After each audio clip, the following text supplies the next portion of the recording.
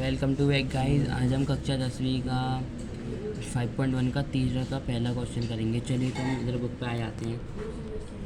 इस चैप्टर का नाम है एपी।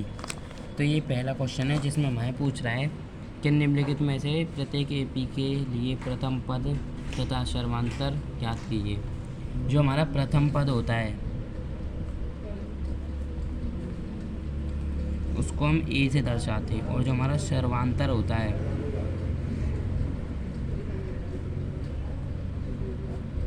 उसे हम डी से दर्शाते हैं। तो हमें ए ज्ञात करने के लिए जो हमारी क्वेश्चन में जो पहली डिजिट होती है उसी को एक आ जाता है, तो ये हमारा ए निकल गया। और हमें डी निकालने के लिए दूसरी संख्या में से पहली संख्या को माइनस करना होता है, मतलब कि 1 में से -3, तो हमारा आंसर आ गया -2। तो ये हमारा निकल गया पहले का आंसर। अब हम दूसरा क्वेश्चन करेंगे। हम इधर से देख के क्वेश्चन उतार लेते हैं। -5, -1, -3, -7 -1, ...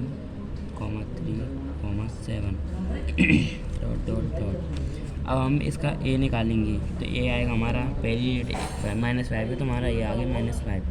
अब हम डी निकालेंगे, तो दूसरी संख्या में से पहली संख्या को माइनस करेंगे, तो ये हमारा आ गया -1 में से -5 को माइनस करेंगे, तो माइनस का 5 अलग है, उसको हम नहीं मानेंगे।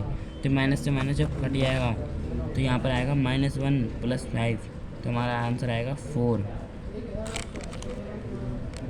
अब हम तीसरा क्वेश्चन करेंगे। अब हम तीसरा इधर से देख के डाल रहे थे 1/3, 5/3, 9/3, 3/3, तो हम यहाँ पे उतारेंगे।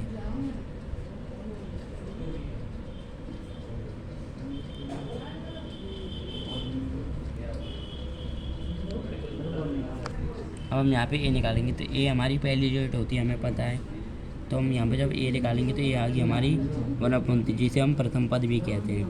और हम यहाँ पे डी निकालेंगे, तो डी आ गई हमारी 5/3 - 1/3, इसका एलसीएम 3 आएगा, और यहाँ पे आ गया -5 - 1, और हमारा आ गया 4/3, तो हमारा डी भी निकल गया। अब हम करेंगे चौथा सवाल। इधर आप चौथा हम निकाल लेते हैं 0.6, 1.7, 2.8, 3.9।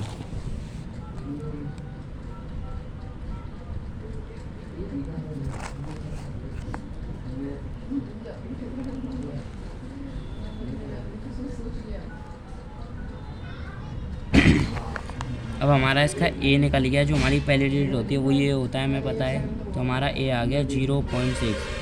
अब हमें डी निकालना है, तो दूसरी संख्या में से पहली संख्या को माइनस कर देंगे। 1.7 - 0.6, जो हम इसमें से हम इसको माइनस करेंगे तो हमारे पास बचेगा 1.1, तो ये निकल गया हमारा डी।